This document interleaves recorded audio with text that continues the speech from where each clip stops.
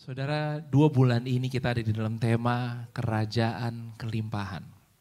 Jujur ya saudara, saya sendiri kadang-kadang kalau dikasih tema kayak gini gitu ya, kadang-kadang saya belum ngerti juga gitu saudara. Gak ngerti. Sampai udah di bawah 1 bulan gitu baru, oh ternyata ini loh maksudnya gitu loh. Saudara, kita itu kan ngikutin Tuhan, benar ya saudara ya. Dan mengikuti Tuhan itu nggak seperti ngikutin manusia masalahnya saudara. Kalau ngikutin manusia kita bisa tanya, kita bisa ngerti dulu. Saya mau ngerti dulu baru saya mau ikut. Ikut Tuhan tuh beda saudara. Ikut Tuhan itu yes dulu baru ngerti. Amin. Bukan ngerti dulu baru yes. Siapa yang hari ini sedang merasa mengikuti Tuhan? Nah, kalau mengikuti Tuhan berarti yes dulu ya saudara, baru ikut. Baru Tuhan bawa kita lebih dalam dan lebih dalam lagi. Tadi pagi saya sangat diberkati dengan firman Tuhan ya, dibawakan oleh Pastor Lukas dan Pastor Lukas membawakan firmannya so simple, sederhana ya. Dia katakan bahwa saya selama ini juga bingung gitu ya, kenapa kok dikatakan pencuri datang mencuri, membunuh, membinasakan, aku datang untuk memberi hidup. Kenapa pencuri duluan sih? Gitu loh. Ternyata saudara, pencuri yang dimaksud bukan hanya pencuri yang hari ini ada di sekitar kehidupan kita ya, setan-setan yang ada di sekeliling kita saudara. Ini adalah si ular itu loh saudara. Dia yang terlebih dahulu dikatakan mencuri, membunuh dan membinasakan. Apa yang dia curi? Si ular itu curi kehidupan dari manusia saudara. Jadi dia datang duluan. Karena dia datang dan mencuri, makanya dikatakan gini, aku datang kata Yesus. Untuk apa? Memberi hidup. Artinya gini saudara, untuk mengembalikan apa yang dicuri di waktu Adam kasih itu loh saudara. Sehingga Yesus katakan, aku datang untuk memberi dan memberi hidup di dalam segala kelimpahan. Kelihatannya sederhana, tapi waduh. Itu luar biasa saudara. Karena gini, artinya ketika Yesus datang, dia cancel, dia batalkan semua pekerjaan pencuri itu dalam kehidupanmu. Yes. Makanya kalau dibilang gini, kita hidup bukan lagi di bawah hukuman, kita hidup bukan lagi di bawah kutuk. Yes, itu benar saudara. Kenapa? Karena dia datang untuk memberi apa yang sudah diambil. Dia kembalikan hari ini ke dalam kehidupan saudara dan saya. Sehingga dalam hidup ini, ketika kita menyadari akan hal itu, kita ini gak perlu khawatir akan apapun juga saudara. Kita gak perlu khawatir akan apapun juga. Dalam Matius dikatakan gini, sebab Bapamu tahu bahwa kamu memerlukan semuanya itu. Kenapa kita gak perlu khawatir?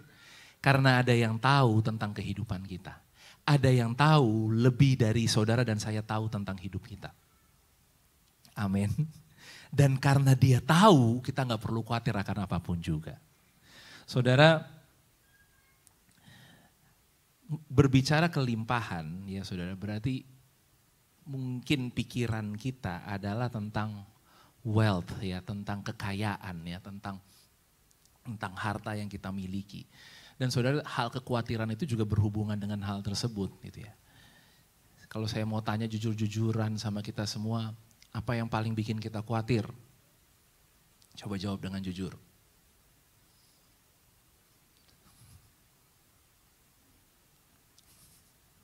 Rata-rata gak semuanya ya saudara, rata-rata. Yang bikin khawatir tuh uang. Benar? Ini gak ngomong uang sedikit, uang banyak ya saudara. Pokoknya yang sedikit juga khawatir, yang banyak juga khawatir. Nanti tanya yang banyak khawatirnya apa sih, kalau udah banyak beda lagi saudara. Ya. Nah tapi gini, itu bikin kita paling khawatir. Tapi gini, 2 bulan ini Tuhan mau kita sama-sama merenungkan hal ini pelan-pelan saudara. Supaya kita benar-benar bebas dari kekhawatiran akan hal tersebut. Yesus itu kasih contoh yang sangat luar biasa tentang bagaimana kehidupan yang makmur saudara. Ya, Yesus itu kan di dalam Matius 8 ayat 20 dia katakan, serigala mempunyai liang dan burung mempunyai sarang, tetapi anak manusia tidak mempunyai tempat untuk meletakkan kepalanya. Hari itu, Yesus memberitahu kepada semua orang bahwa kamu semua di sini hidupnya mungkin sedang mengejar kepastian. Tapi yang lagi ngomong nih sama kamu, hidupnya paling penuh dengan ketidakpastian. Kenapa? Karena gini, kepastian menurut manusia ya. Kenapa? Karena serigala aja ada liang, burung mempunyai sarang, tapi aku gak punya tempat untuk meletakkan kepalanya. Artinya Yesus gak tahu dia mau tidur di mana, saudara. Tapi Yesus yang modelnya kayak gini ya, yang berani ngomong kayak gini, justru hidupnya dia tuh paling luar biasa. Kita renungkan pelan-pelan. Waktu dia lahir itu saudara, semua anak di bawah 2 tahun harus dibunuh mati. Dan apa yang terjadi? Orang tuanya harus bawa dia pergi ke Mesir, jauh ke Mesir. Dan dikatakan dia kembali dari Mesir setelah dia berumur sudah lebih besar dari saat itu ya saudara. Saudara kira-kira kalau dalam satu malam tiba-tiba Tuhan suruh pergi ke Mesir. Zaman dulu tuh gak kayak zaman sekarang saudara. Bisa gak Yusuf cepet-cepet nyari kerja di Mesir? Emang cari kerja gampang? Yusuf itu tukang kayu saudara, dia punya banyak customer. Benar enggak? Kalau dia pergi ke tempat yang baru berarti dia harus cari customer yang baru. Dia nggak punya sosial media kayak sekarang, orang bisa kenal dia, oh ternyata dia ini hebat ya, bagus ya karyanya. Artinya gini saudara, sangat tidak pasti. Tapi saudara lihat, sebelum mereka pergi itu, ada rombongan orang dari timur yang datang membawa harta kekayaan mereka. Dan saya suka untuk orang Majus ini bukan 3 orang saudara. 3 orang bawa kotak kecil, enggak. Saudara, orang Majus ini adalah kumpulan orang-orang Majus yang datang membawa kereta penuh berisi harta benda. Dan kereta itu penuh dengan apa saudara? Emas, kemenyan, dan mur. Bukan kotak kecil loh saudara, kereta isi emas. Saudara bisa bayangin kereta isi emas, emasnya isinya berapa tuh ya kira-kira ya? Ini bayi baru lahir saudara, harus langsung ke Mesir. Perlu pusing gak di Mesir gimana? Saudara, diduga banyak artikel yang menceritakan karena persembahan orang Majus itulah yang bisa membuat Yesus hidup sampai dia terus beranjak dewasa saudara. Artinya apa?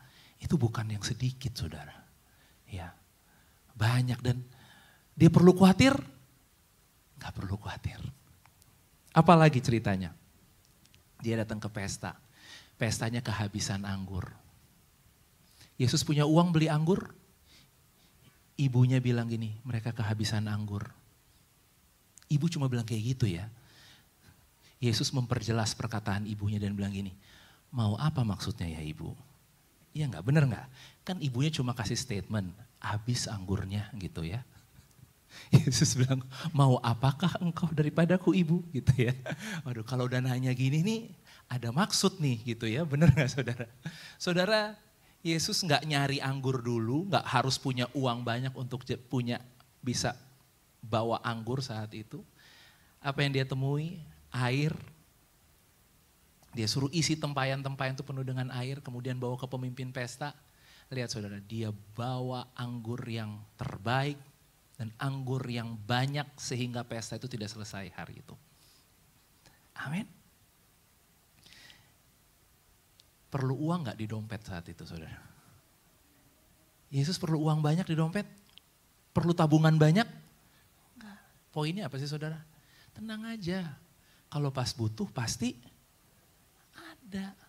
Karena kita punya Bapa yang tidak terbatas. Beberapa minggu yang lalu, saya tuh dapat pewahyuan ini ya saudara ya. Tuhan tuh panggil kita bukan jadi penyimpan, tapi jadi orang-orang yang menjalankan apa yang dia kasih buat kita. Karena simpanan itu terkadang membuat kita merasa aman saudara. Tapi gini loh, Tuhan mau hari ini kita jalan dengan apa yang dia percayakan sama kita. Tadi contohnya Yesus tadi. Dia nggak perlu, bahkan hari itu dia belum punya murid-murid saudara. Anggur habis, dia siapin anggur. Amin. Apalagi saudara, perlu kasih makan 5.000 orang. Murid-murid udah mulai bingung cari makan di mana. Ada yang cari makan di mana, ada yang uangnya dari mana, ada yang mungkin berpikirnya siapa yang jual roti sebanyak ini, benar gak saudara? Apa yang Yesus lakukan? Dia cuma pinjem bekal 5 roti 2 ikannya anak kecil, benar ya?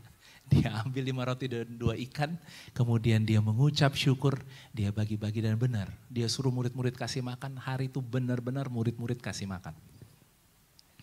Dia nggak punya uang yang banyak, dia nggak datengin kontainer penuh dengan roti, 1 kontainer lagi penuh dengan ikan, nggak saudara.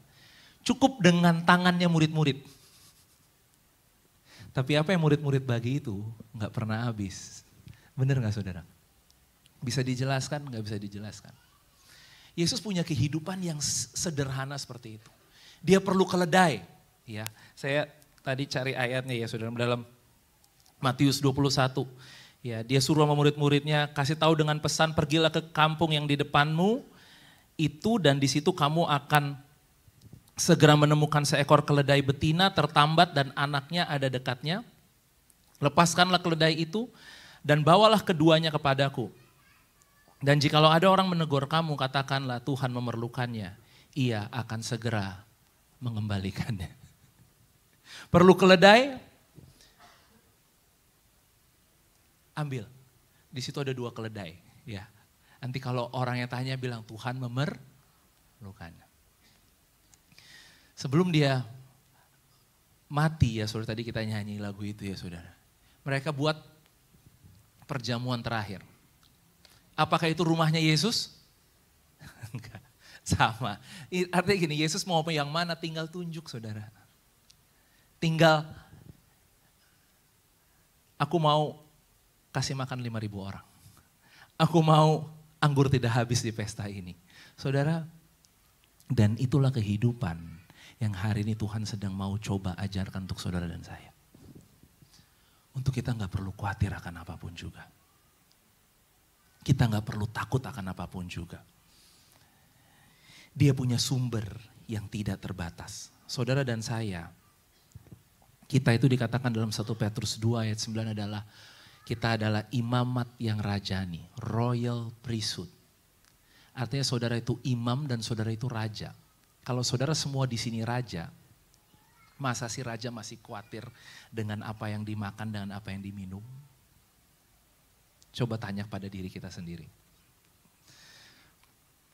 Perlukah seorang raja khawatir? Dan Tuhan katakan you are royal priesthood. Tuhan mau kita benar-benar bebas dari hal ini ya. Saya di minggu yang lalu ya saudara ya, ketika kita membahas tentang abundance ini, kelimpahan, maka kita berbicara tentang Jehovah Jireh, Tuhan yang menyediakan. Dan Jehovah Jireh itu adalah kata yang ditemukan ketika Abraham mempersembahkan Ishak anaknya di atas Gunung Moria. Ketika dia persembahkan Ishak, kemudian datanglah korban pengganti. Kemudian Abraham berkata tempat itu Jehovah Jireh karena di atas gunung Tuhan, Tuhan telah menyediakan. Mungkin dalam hidup ini kita ada dalam perjalanan, ya perjalanan semua naik ke atas gunung itu ya saudara. Naik ke atas satu momen dalam kehidupan kita di mana kita akan melihat penyediaan Tuhan. Kita akan melihat di mana Tuhan menjawab doa-doa kita. Tapi sesungguhnya lebih daripada penyediaan, banyak terjemahan bahasa Inggris ketika ngomongin di atas gunung Tuhan akan disediakan, itu bahasa Indonesia kita. Tapi dalam bahasa Inggris itu dikatakan gini, di atas gunung Tuhan akan ditunjukkan. Ya, artinya penyediaan itu berbicara bukan apa yang ada di tangan saudara hari ini. Penyediaan berbicara jauh lebih daripada itu adalah gini, apa yang Tuhan coba untuk tunjukkan bagi kehidupanmu hari ini. Dari yang tadi cerita kita dengar ya saudara dari awal tentang Yesus. Dia lagi coba tunjukkan bahwa dia Bapa yang tidak terbatas. Dia Bapa yang sedang mengajari kita gak perlu khawatir tentang apapun juga. Hari ini kita perlu untuk melihat apa yang Tuhan sedang tunjukkan bagi kita. Jadi jangan hanya berhenti pada, oh Tuhan berkatin aku, Tuhan penuhi kebutuhanku. Tuhan kasih yang aku perlu. Enggak saudara. Karena pengalaman gunung itu, pengalaman Jehovah Jireh adalah pengalaman lewat berkat itu Tuhan sedang menunjukkan sesuatu. Saya percaya 2 bulan ini kita banyak mendapatkan pertolongan Tuhan. Kita banyak mendapatkan jawaban Tuhan. Tapi saudara itu bukan akhirnya, itu bukan tujuan akhirnya. Kenapa? Karena itu hanya alat untuk Tuhan menunjukkan sesuatu bagi kehidupan saudara hari ini. Kalau kita cuma berhenti pada penyediaannya, kita nggak ngerti Tuhan ini mau bawa kita kemana sebenarnya saudara. Kita nggak ngerti isi hatinya Tuhan sebenarnya apa. Karena gini, apapun yang saudara hadapi, apapun yang saudara sedang alami hari ini, Tuhan sedang mau menunjukkan sesuatu kepadamu. Itulah Jehovah Jireh.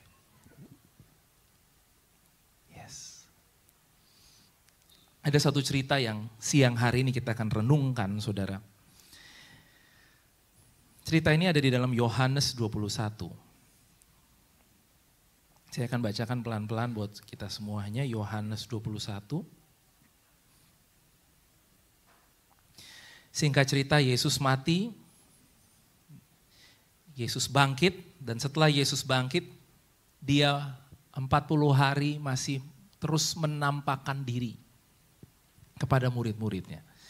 Tadi yang saya katakan, dia mencoba menunjukkan kepada murid-muridnya. Bukan hanya kehadirannya, bukan hanya kebangkitannya, tapi lebih personal.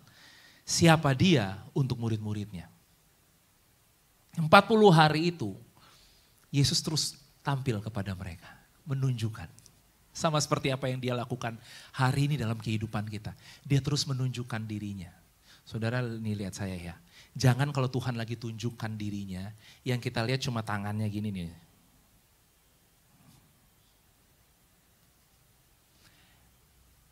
Kalau Tuhan lagi tunjukkan dirinya, dia lagi tunjukkan wajahnya sama kita. Siapa yang siang hari ini rindu melihat wajah Tuhan, bukan hanya melihat tangan Tuhan. Yes, tangan ini adalah tangan yang penuh kuasa. Nothing is impossible. Dia bisa berkati kita, dia bisa pulihkan kita, dia bisa sembuhkan kita. Tapi pengalaman Tuhan menunjukkan sesuatu adalah sesuatu yang kita harus lihat di wajahnya Tuhan. Mungkin 3,5 tahun itu murid-murid hanya melihat apa yang ada di tangannya Tuhan. Sehingga kayak Yesus belum puas gitu loh saudara, kayak gini. Oke, ini masih ada 40 hari lagi. Aku harus tunjukkan terus sampai kamu benar-benar melihat bukan hanya tanganku tapi apa? Wajahku. Dan saudara, berbicara hal ini ada seorang murid yang mungkin dia itu pentolan gitu ya, kalau bahasa zaman sekarang, pentolan dari murid-murid yang lain. Ada yang tahu namanya siapa? Siapa? Wah, hampir semua menyebutkan nama yang sama, namanya adalah Petrus ya. Karena dia memang paling terkenal ya saudara, dia paling pentolan dari yang lain. Dan Petrus ini, dia gagal saudara. Dia 3 kali menyangkal Yesus dan ayam berkokok. Ya. Namun dia tidak menghabisi kehidupannya sama seperti Yudas saat itu. Ya. Kenapa? Ya dia gak bunuh diri lah, paling gak hari itu ya saudara ya. Cuma apa yang terjadi di dalam hatinya Petrus gak ada yang tahu. Sekali lagi, momen 40 hari itu Tuhan pakai sepertinya gak puas. Kenapa? Karena dia mau menunjukkan sesuatu kepada siapa? Personally kepada Petrus. Tuhan sedang sengaja untuk datang dan tunjukkan kepada Petrus. Kalau kita baca dalam Yohanes 21, ini ceritanya. Kemudian Yesus menampakkan diri lagi kepada murid-muridnya di pantai Danau Tiberias dan ia menampakkan diri sebagai berikut. Di pantai itu berkumpul Simon Petrus, Thomas yang disebut Didimus, Nathanael dari Kana yang di Galilea, anak-anak Zebedeus dan 2 orang muridnya yang lain. Kata Simon Petrus kepada mereka, ini lihat Petrus, aku pergi menangkap ikan. Oke. Ini kan kerjaannya dia yang lama, benar ya saudara ya. Kata mereka kepadanya, karena Petrus ini adalah pemimpin, jadi yang lain tuh biasa denger-dengeran sama Petrus. Apa yang dilakukan oleh murid-murid yang lain? Kami pergi juga dengan engkau. Hebat ya Petrus ya saudara ya. Murid teman-temannya nggak tinggalin dia sendiri, teman-temannya bilang ini, iya daripada nggak jelas nih guru kita nggak tahu kemana, udah kita pergi juga sama kamu gitu ya, oke. Dan mereka berangkat lalu naik perahu, tetapi malam itu mereka tidak menangkap apa-apa. Ayat 4. Ketika hari mulai siang, Yesus berdiri di pantai, akan tetapi murid-murid itu tidak tahu bahwa itu adalah Yesus. Nah ini saudara, Yesus menunjukkan diri tapi mereka tidak tahu bahwa itu adalah Yesus. Kata Yesus kepada mereka, hai anak-anak, adakah kamu mempunyai lauk pauk? Jawab mereka, tidak ada. Yesus itu keren ya saudara. Dia nggak datang tiba-tiba ngomongnya yang tinggi-tinggi gitu ya. Saudara tahu nggak? Dia ngomong langsung begitu datang langsung gini. Kamu ada makanan? Saudara tahu nggak? Bahasa itu kelihatannya nggak rohani, tapi buat Yesus hari itu rohani banget, saudara. Amin. Dan Tuhan memang seringkali dia datang dengan begitu real dalam kehidupan kita.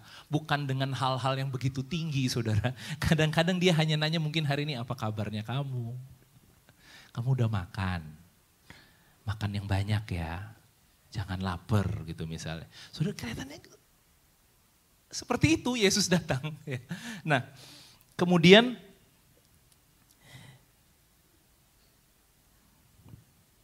ayat 6, maka kata Yesus kepada mereka, tebarkanlah jalamu di sebelah kanan perahu, maka kamu peroleh.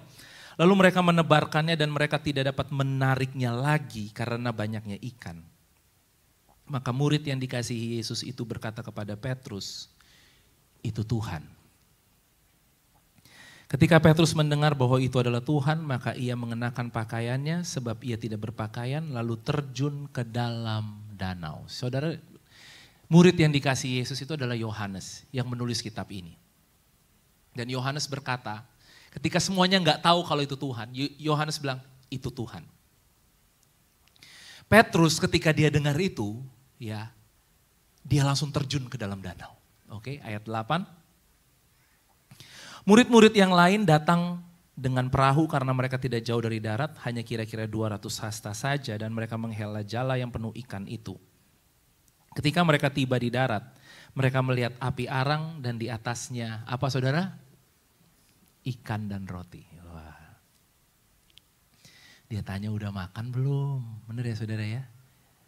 Bilang tidak ada tangkap ikan, mereka nyampe darat udah disiapin saudara. Apa nih kalau ikan bakar dan roti? Sweet nggak? Punya papa kayak gini sweet nggak saudara? Waduh, dia nggak suruh masak sendiri atau masakin aku dong, enggak ya. Dia masakin, nyampe di tepi udah ada ikan dan roti, ayat 10. Kata Yesus kepada mereka, bawalah beberapa ikan yang baru kamu tangkap itu ya. Simon Petrus naik ke perahu lalu menghela jala itu ke darat penuh ikan-ikan besar, 153 ekor banyaknya. Dan sungguh pun sebanyak itu jala itu tidak koyak. Kata Yesus kepada mereka, marilah dan sarapanlah. Ini lucu saudara, kita lihat ya. Tidak ada di antara murid-murid itu yang berani bertanya, siapakah engkau? Sebab mereka tahu bahwa ia adalah Tuhan. Ini lucu. Jadi semuanya kayak, ketangkep nih ya. Kita udah bilang mau jadi penjala manusia, kita nangkep ikan lagi. Bener gak saudara ya? Kita nangkep ikan lagi, udah gak bisa ngomong ya. Tapi sebenarnya yang gak bisa ngomong itu nanti kita lihat penyebabnya apa. Tapi di sini dikatakan tidak ada yang berani nanya siapakah engkau. Kenapa? Sebab mereka tahu bahwa ia adalah Tuhan. Gak ada yang berani tanya. Kalau kita mundur satu ayat yang ke-11 saudara, kenapa mereka gak berani tanya? Ternyata ini jawabannya.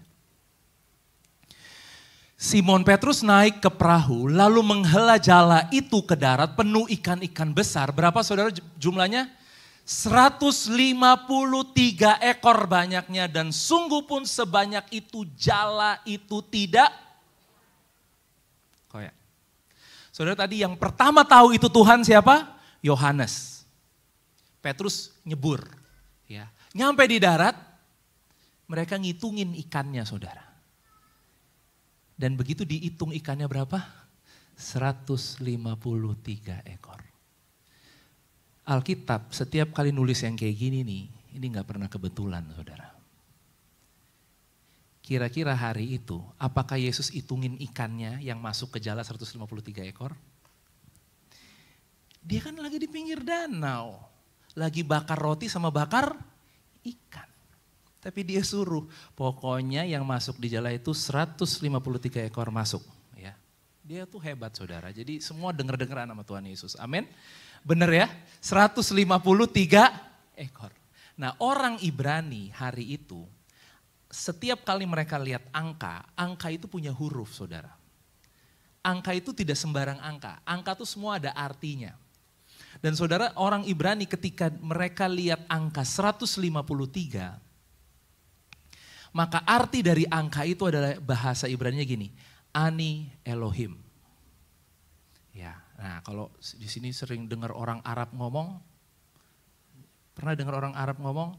Orang Arab kalau ngomong panggil dirinya apa? Aneh ya. Itu orang Betawi ya. Ani, ya bahasa di Timur Tengah sana ngomong ani itu ngomongin saya. Dan ngomongin Elohim itu Elohim artinya apa? Tuhan. Saudara kebetulan gak 153 ekor ditaruh di jala mereka? Dengan pesan gini, baru ngitung nih selesai ngitung terus gini. Gak ada yang berani nanya. Langsung semuanya diem gak ada yang berani nanya. Kenapa? Karena mereka tahu itu adalah Tuhan. 153 itu menunjukkan kepada mereka, aku ini Tuhan. Saudara, apa yang kita perlu lihat di sini gini? Sekarang kalau kita semalam-malaman gak dapat ikan, tiba-tiba dapat ikan 153 ekor, itu berkat gak? Waduh, itu berkat banget. Benar ya saudara ya? Itu luar biasa banget, tapi gini saudara, ternyata Tuhan tidak berhenti hanya memberkati mereka. Berkat itu punya sebuah pesan. Dan pesannya adalah, aku Tuhan. Hari ini kalau saudara berdoa dan Tuhan jawab doa saudara, Tuhan bukan hanya sekedar jawab doa saudara. Sampai kayak dihitungin, kok bisa pas ya Pak angkanya? Ya gak ngerti saudara, sampai gak berani nanya mereka. Terutama yang satunya lagi itu gak berani sama sekali ya saudara ya. Kalau kita lihat terus ayat yang ke-15, sesudah sarapan Yesus berkata kepada Simon Petrus, jadi udah makan dulu, Yesus ngomong sama Simon, Simon anak Yohanes. Apakah engkau mengasihi aku lebih daripada mereka ini? Ya, jadi gini, kayak momen itu sengaja dibuat sebenarnya untuk siapa? Untuk Petrus, saudara. Dan kalau kita lihat terus ayat ini 3 kali loh, Yesus tanya, Simon kamu mengasihi aku enggak? Terus dia bilang gini, gembalakanlah domba-dombaku. Benar ya saudara ya? Mengasihi aku? Ya mengasihi engkau, gembalakanlah domba-dombaku. Mengasihi aku? Ya. Gembalakanlah domba-dombaku. Pesan ini sebenarnya kan pesan di awal ketika Yesus panggil Petrus, benar gak saudara? Dan gini, tugasnya Petrus gak pernah berubah hanya karena Petrus gagal dan Petrus telah menyangkal Yesus.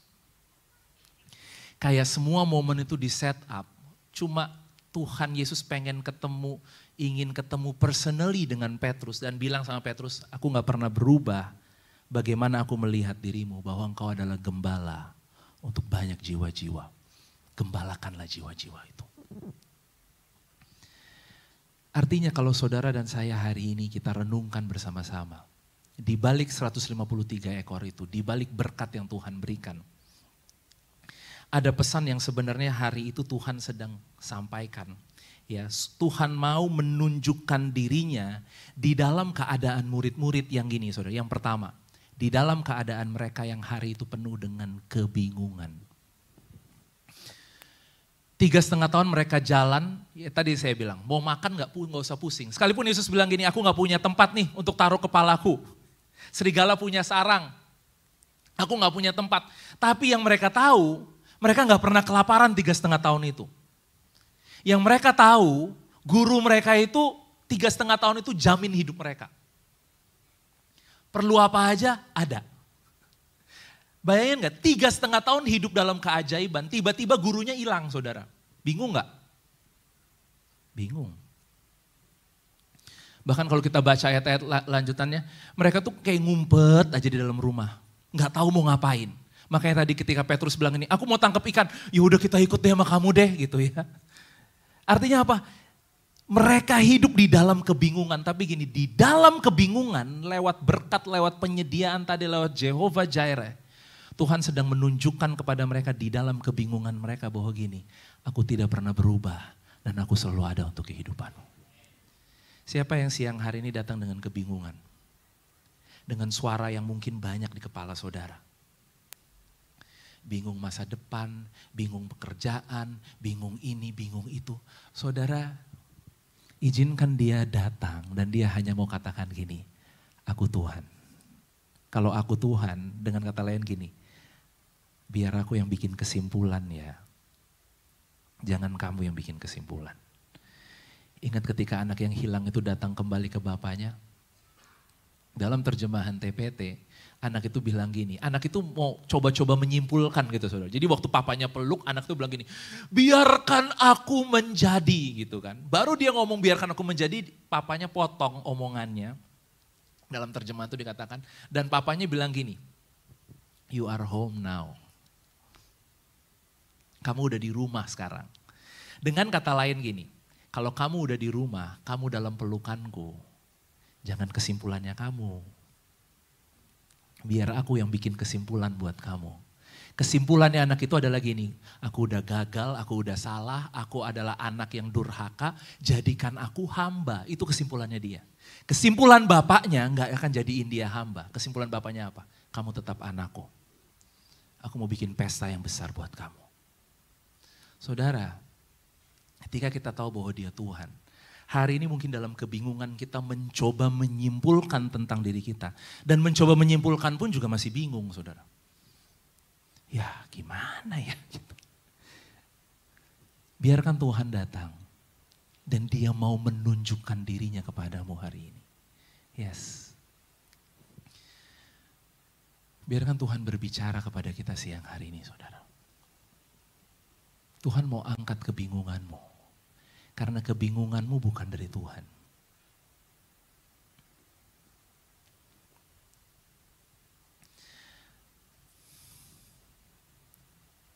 Tuhan akan sepertinya membuat momen-momen yang saudara gak pernah duga. Tapi hanya untuk saudara dan saya tahu bahwa dia akan selalu ada buat saudara. Di dalam keadaan apa? Di dalam kebingungan. Yang kedua, di dalam apa saudara? Di dalam kegagalannya Petrus. Ini Petrus lagi gagal nih saudara. Petrus lagi gagal. Tapi dalam kegagalannya Tuhan tetap tunjukkan aku adalah Tuhan. Mungkin hari ini kita juga punya kesalahan. Kita punya kegagalan. Kita punya kekurangan. Dan Tuhan gak pernah berubah. Tuhan akan tetap datang bersama saudara dengan senyum. Dan mungkin dia akan nanya gini sama saudara. Udah makan belum?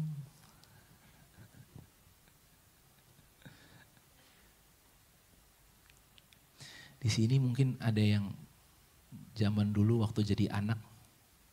Ingat deh, coba zaman-zaman dulu kita masih punya orang tua, kita masih anak-anak gitu. Terus orang tua kita marah gitu saudara. Oke. Wah, bakal didiemin nih sama papa, sama mama. Bener gak? Misalnya contohnya ini contoh nih, saya bikin cerita ya saudara. Tiba-tiba saudara di tengah ketakutan saudara, di tengah kesedihan saudara, papa dan mama saudara bilang gini, kamu udah makan belum? Nah, Itu artinya apa saudara? Wah, mama udah baik lagi sama aku. Benar gak saudara? Oh, papa hatinya sudah melembut. Sekarang dia sudah baik sama aku. Udah nanyain kamu udah makan? Benar gak saudara? Hari ini di dalam kegagalan kita, di dalam kesalahan kita, Tuhan juga akan datang sama kita dan akan bertanya seperti sama Petrus tadi. Kamu udah makan belum? Bukan itunya ya saudara, bukan makanannya, bukan roti bakarnya, bukan ikan bakarnya. Tapi gini loh saudara, apa yang dia sedang coba untuk tunjukkan kepada kehidupanmu. Bahwa dia Tuhan yang tidak pernah berubah mengasihi engkau. Dia Tuhan yang tidak pernah berubah memelihara kehidupanmu. Yes. Dan yang ketiga, apa yang terjadi hari itu, Yesus menunjukkan dirinya, ini yang terakhir ya saudara. Ketika Petrus tidak tahu apa lagi yang harus dia lakukan. Dia sedang bingung dengan panggilannya saudara. Makanya Yesus datang 3 kali dan bilang apa? Gembalakanlah dombaku. Saudara, apakah perkataan itu iseng-iseng Tuhan katakan? Enggak saudara. Saya mau tanya sama saudara. Kenapa 3 kali dia tanya, apakah engkau mengasihi aku? Coba ingat-ingat angka 3. Sebelum peristiwa ini ada angka 3 sebelumnya. Angka 3-nya apa saudara? Kan 3 kali Tuhan Yesus nanya, kamu mengasihi aku, gembalakanlah domba-dombaku. Kok 3 kali? Memang ada kejadian apa sebelum itu yang 3 kali saudara? Ingat? Ada yang nyangkal Yesus. 3 kali. Ayam berkokok dan Petrus menyangkal Yesus 3 kali. 3 kali juga Yesus datang dan bilang sama Petrus, apakah kamu mengasihi aku? Saudara, sebenarnya kalau ini bahas ini, waduh ini keren banget. Kenapa? Karena ternyata Yesus tuh nanyanya gini, Petrus bahasa Yunaninya lebih dalam, dia bilang ini, apakah kamu agape aku? Dia bilang gitu. Agape itu cinta yang tulus, yang murni, yang kaya, dan itu cintanya Tuhan, cinta tanpa syarat saudara. Cinta yang bukan dalam keadaan baik aja. Cinta yang bukan hanya ketika kaya saja, ketika sehat saja. Ketika bahagia saja, enggak. Cinta agape itu cinta yang tulus ya. Suami-suami lihat istrinya ayo. Ya, cinta yang tulus kepada istrinya. Amin, itu cinta agape ya. Saudara bayangin cerita ini gini loh. Kenapa Yesus nyamperin Petrus khusus? Mungkin setelah dikasih makan itu, Petrus yang murid-murid yang lain kan udah mulai ketakutan ya. Petrus mungkin makan di pojokan kali saudara. Bayangin di pojokan, jangan sampai Yesus ngomong, jangan sampai Yesus ngomong. Jangan sampai, dia makan mungkin sambil ngumpet-ngumpet, makan Yesus sengaja datengin dia dan Yesus bilang gini, Petrus, apakah kamu mengasihi aku? Saudara, bahasa Yunani bilang, apakah kamu agape aku? Petrus jawabnya gini, ya aku filia kamu. Saudara, filia itu adalah arti kasih, bukan kasihnya Tuhan, tapi kasih antara sesama teman. Kalau kita temenan, kita sayang sama teman kita, itu namanya filia. Jadi Petrus bilang gini, aku gak mau muluk-muluk, aku sih kayaknya gak agape, aku cuma bisa filia. Ketika kamu ditangkap ya aku tinggalin kamu, makanya dia bilang ya aku filia kamu. Yang kedua, Tuhan Yesus nanya lagi, Tuhan Yesus bilang gini, apakah kamu agape aku? Petrus jawab lagi saudara, jawaban Petrus gak agape, ya aku filia kamu. Yang ketiga, Yesus gak bilang apakah kamu agape aku. Yesus bilang gini, apakah kamu filia aku? Seakan-akan Tuhan Yesus turun ke standarnya dia. Dan bilang gini, ya udah, mungkin kamu hanya bisa filia sama aku. Tapi boleh gak sekarang aku tanya, apakah kamu filia sama aku? Di situ saudara, ketika kita lihat jawaban yang ketiga, Petrus menangis. Dan Petrus bilang, engkau tahu segala sesuatu Tuhan. Siang hari ini, Tuhan kita juga adalah Tuhan yang tahu segala sesuatu. Tapi dia tidak tetap di tempatnya yang tinggi untuk meninggalkan saudara. Dia akan turun kepada keadaanmu saat ini. Mungkin dalam kebingunganmu, mungkin dalam ketakutanmu, mungkin dalam kekhawatiranmu. Dia akan datang kepada engkau. Dan dia akan bilang gini, apakah kamu bisa melihat apa yang aku kerjakan dalam kehidupanmu? Murid-murid bilang gini, itu Tuhan. Benar ya saudara ya? Tuhan mau siang hari ini kita juga sama berkata, itu Tuhan. Kalau saudara mengalami hal-hal yang ajaib dalam kehidupanmu, yang tidak terpikirkan, saudara tahu dan saudara cuma bisa bilang gini, ini si Tuhan. Tuhan hanya mau mengingatkan aku bahwa dia ada. Amin.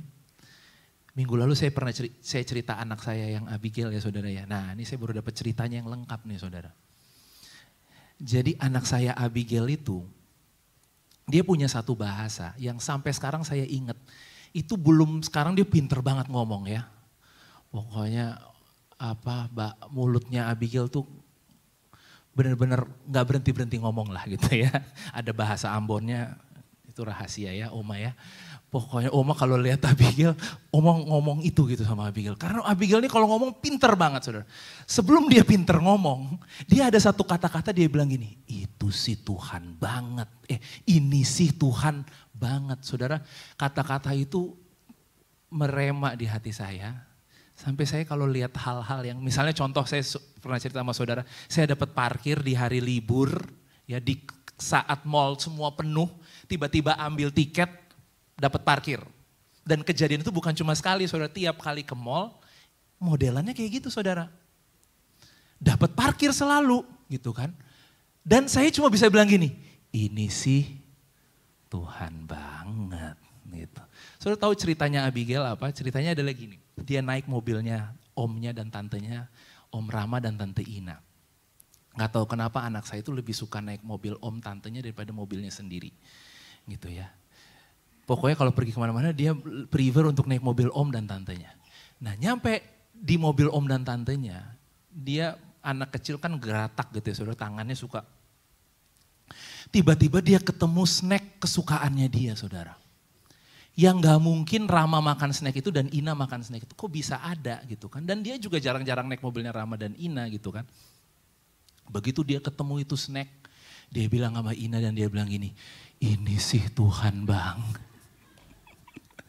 Dia bilang ini sih Tuhan banget. Saudara siap-siap hari-hari ke depan. Saudara akan ngalamin banyak hal dalam kehidupanmu dan kau akan bilang gini, ini sih Tuhan banget. Supaya saudara ngerti bahwa berkat itu bukan akhirnya saudara. Apa yang Tuhan mau tunjukkan, apa yang Tuhan mau lakukan, itu lebih penting daripada apa yang hari ini saudara mungkin sedang harapkan. Saudara percaya bahwa Tuhan punya pesan yang khusus buat kita? Amin. Udah berkali-kali Tuhan ngomong, kita sering lupa saudara, makanya dia ngomong lagi. Bener gak? Udah berkali-kali gak Tuhan bilang ini jangan khawatir. Tapi siapa yang masih khawatir?